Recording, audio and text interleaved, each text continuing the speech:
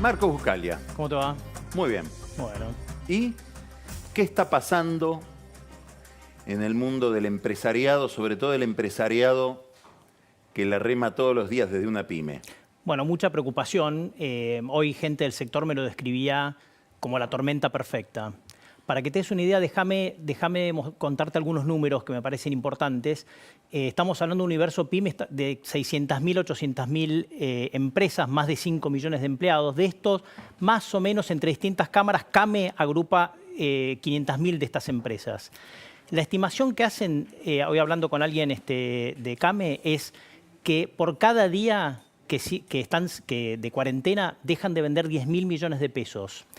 Si vos mirás el universo de negocios, hay un porcentaje muy importante que está cerrado, esos operan al 5%, dirás, ¿por qué no cero? Bueno, porque algunos son restaurantes que hacen delivery, pero sí, funcionan al 5%, y los que están abiertos, que son farmacias, supermercados, etcétera, tampoco funcionan a pleno, funcionan más o menos al 65%. En el conjunto venden, de nuevo, dejan de vender 10.000 millones de pesos por día, o sea, estiman que el costo total de la cuarentena son 250.000 millones de pesos. Al mismo tiempo tienen abrir la compensación de cheques, como dijo Alfonso, es algo muy razonable, dejarlos cerrados es un error, pero como se financian estas empresas, lo que hay que entender es que el mundo pyme, la relación del mundo pyme con el mundo financiero es casi nula, porque es muy informal. Entonces, ¿cómo se financian? Se financian con cheques. Dan un cheque y después lo cubren con lo que venden al mes siguiente. ¿Me explico? Entonces, sí, tienen el cheque ya emitido, vence y ahora no están vendiendo. Entonces, tienes la compensación de cheques, tenés los vencimientos de la AFIP. Algunos me dicen, por ejemplo, hoy hablando con otro empresario, que están en débito automático y no lo podés cambiar el vencimientos con la AFIP sin ir al banco, cosa que obviamente no podés hacer. Salarios, cargas sociales, es decir, tenés una combinación perfecta de un sector que es muy fuerte en el empleo del país, que está vendiendo significativamente menos, pensás, están operando gran parte, la mayor parte de ellos están operando al 5% de su capacidad durante más de 20 días y con todas estas cargas que pagar. Es decir, es una tormenta perfecta que hasta ahora ha tenido muy poca respuesta por parte del gobierno. ¿Cómo se sale de esto? Porque fíjate, Estados Unidos hoy creo que Trump alargó la cuarentena hasta el 30 de abril, preocupado por la situación sanitaria. Al mismo tiempo, el jueves están mirando el índice de empleo o de desempleo con desesperación. Claro. Es decir, estás en este dilema, ¿no? Entre el virus y el hambre, por decirlo, por sintetizar mucho.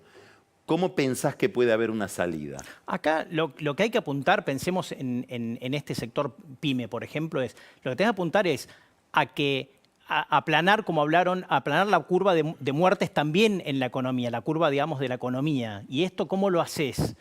Tenés que evitar que las empresas vayan a la quiebra y que dejen de echar empleados, las dos cosas al mismo tiempo. Es decir, es mucho mejor, en vez de subsidiar alguien que pasa a ser desempleado, subsidiar temporariamente a la pyme, si vas a gastar en subsidios, que es lo que yo creo que hay que hacer en este momento, para que se mantenga el empleado dentro de la empresa. Porque una vez que se desvincula es muy complicado. Además, esto en la mayoría de los países. En la Argentina tenés el problema que la pyme en este momento además no puede echar, con lo cual si no vos no podés echar, lo que vamos a probablemente ver es quiebras. Y ahí creo que esto va en contrario de lo que decía el presidente. Es decir, no es que la economía cae y se levanta. Esto yo creo que nuevamente acá está muy la imagen de 2001 de nuevo. Y esto es muy distinto. Acá, si vos dejás que estas pymes, por ejemplo, los restaurantes, todos los comercios que todos sabemos que están, o negocios o empresas que están cerradas porque no puede ir a trabajar la gente y porque no hay demanda, si vos dejás que cierren, es probable que no puedan volver a abrir. Que esto si vos no lo atacás ahora, se forma permanente. Entonces, se torna permanente. ¿Cómo lo haces? Permitirle, por ejemplo, que el Estado asuma una parte de los salarios. Tenés programas para estos, el REPRO. Permitir diferir impuestos, diferir cargas sociales, algo de crédito, ¿sí? Me parece que una combinación de estas medidas que te permitan tirar durante este periodo, de nuevo, sin quebrar. Yo creo que el objetivo acá es lograr que no quiebren. ¿Cómo ves países similares al nuestro en relación con este problema? ¿Estás mirando? Sí, Sí, nosotros estamos mirando toda la región y es impresionante porque está claro que los que ahorraron acá es importante que aprendamos la lección después de esta crisis, cuando ya terminemos, nos sentemos y aprendamos la lección más importante, que es no despilfarrar cuando hay recursos y ahorrar. No queremos aprender esa lección, Es Marcos. que es así. Mira, te voy a poner la región, vos me preguntaste por la región. ¿Sabes qué? No. Bueno, entonces, igual te lo voy a contar. Dale. Chile y Perú, que son los dos países que fiscalmente más ahorraron en la época de vacas gordas, es decir, de precios de los commodities altos, son los que están implementando paquetes impositivos más importantes. Chile anunció un paquete impositivo de más de 5 puntos del PBI, ¿sí? Con respecto, es como si Argentina, pensá, el paquete fuera el equivalente a unos 20.000 millones de dólares. ¿Sí? Eso lo anunció. Esto ya viene detrás de paquetes impositivos que estuvo lanzando el gobierno. Medio préstamo del fondo. Medio préstamo del fondo, claro. Detrás de paquetes impositivos que ya vino lanzando el gobierno por las protestas que tuvieron. O sea, viene el Banco Central, baja la tasa de interés, extiende liquidez al mercado. Es decir, tienen credibilidad monetaria, tienen ahorros fiscales, lo están usando. Perú lo mismo. Perú está analizando hoy, esto es noticia de hoy, un paquete impositivo de 11,7% del PBI.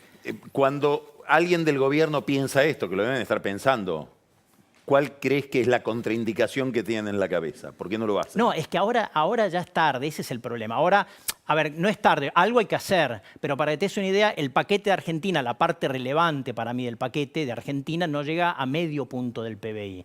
¿Por qué? Ahora digo, ¿por qué ahora es tarde? Porque como no ahorramos, ahora no hay que gastar. Si no ahorraste, no tenés que gastar. Entonces ahora es como que igual hay que hacer algo, pero tenemos que tener claro que igual va a tener consecuencias a otras.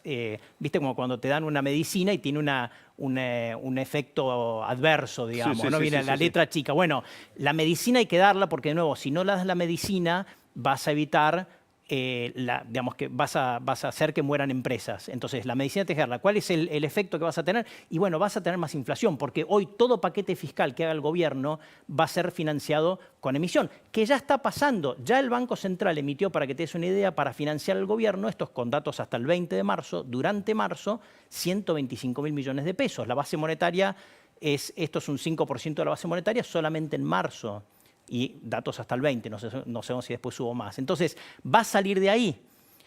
¿Qué pensás, te hago la misma pregunta que le hice a Alfonso, de las cuasimonedas?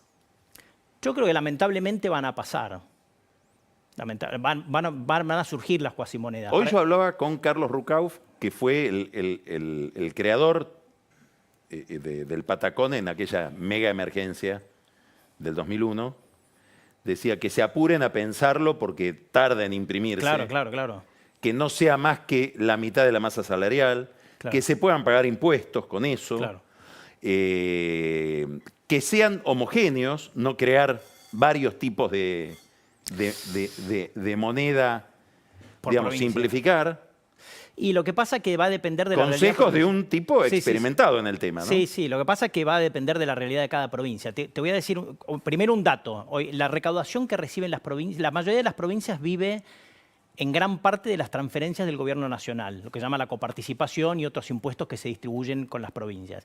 Eso hay datos diarios, podemos ver la evolución hasta hoy. Con los datos hasta hoy, ya finalizado el mes, porque hoy es el último día hábil, vos lo que podés ver es que lo que es la parte de coparticipación subió solamente 19% nominal, estamos con una inflación cerca del 50%, ¿no? Y con todas las transferencias un poco más, o sea, una caída real de más de 10 puntos. Entonces, las provincias están recibiendo muchos menos ingresos nacionales. No sé de sus impuestos locales, pero presumo que les debe estar pasando lo mismo, ¿sí? Que están cayendo. Ahora, el presidente dice a los empresarios no sean miserables, sigan empleando gente. Las provincias, los gobernadores, en algún momento se van a transformar en miserables también porque dejan de contratar obra pública, dejan de pagar. Yo creo que en muchos estados ya, no sé, acá en la Ciudad de Buenos Aires, provincia de Buenos Aires, deben estar pensando en que determinadas acciones de gobierno, determinados contratos se suspenden. Bueno, pero ahí está, fíjate cómo están agravando el problema. Me decía otro empresario pyme, me decía, los gobiernos nacional y provinciales no están pagando contratos a las pymes, o sea, están agravando este problema de la tormenta perfecta de la cadena de pagos. Algo que no deberían hacer. Ahora bien, ¿cuál es el problema de las provincias? Si vos mirás la mayoría de las provincias, el gasto fijo te voy a poner un ejemplo, el mayor gasto fijo, que es empleados, representa 50-60% del gasto total.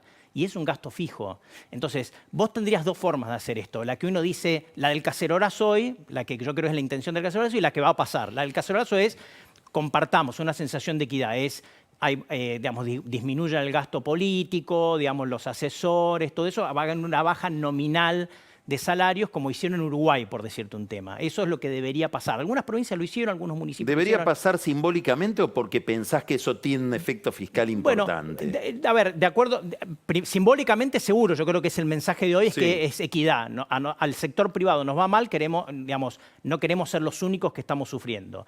Y desde el punto de Sí, vista... es lo que le contesta la gente al gobierno que dice ganen menos, bueno, ganen menos ustedes también. Exactamente. Desde el punto de vista cuantitativo, de acuerdo a cómo lo hagas, es decir, vos habría que mirar provincia por provincia, porque tampoco al empleado público, digamos, de más bajo, no sé, uno que gana 20.000 pesos, tampoco le vas a andar recordando el 50%. No sé, hay que mirarlo, pero cuantitativamente podría llegar a ser relevante si lo hicieran. Ahora bien, no va a pasar. Entonces, como no va a pasar, y yo lo que te estoy diciendo es, le caen los ingresos estrepitosamente, yo creo que a principios de abril vamos a ver números peores todavía, esto de transferencia impositiva, y los gastos son fijos, la diferencia, o haces como dice Alfonso, con adelantos transitorios del gobierno nacional, es decir, que es una inflación nacionalizada, o lo haces con cuasimonedas, que es una inflación provincializada, porque cada provincia va a emitir... De la que es más difícil volver, ¿no? De las cuasimonedas se vuelve con más dificultad después, ¿o no? A ver, Desde el hay punto que de vista meter la institucional, política. de la institucionalidad de la economía, es muy complicado. Pero hay que mirar la política, yo creo también, Carlos, vos lo sabes bien. Yo no sé si al gobierno nacional no le conviene que cada provincia emita su cuasimoneda, porque eso le da un poder después frente al gobernador, como pasó con 2002, 2003, 2004, porque en algún momento van a querer de nuevo convertir esas cuasimonedas a pesos.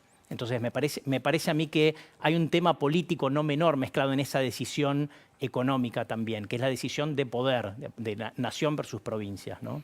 Marcos, muchas gracias.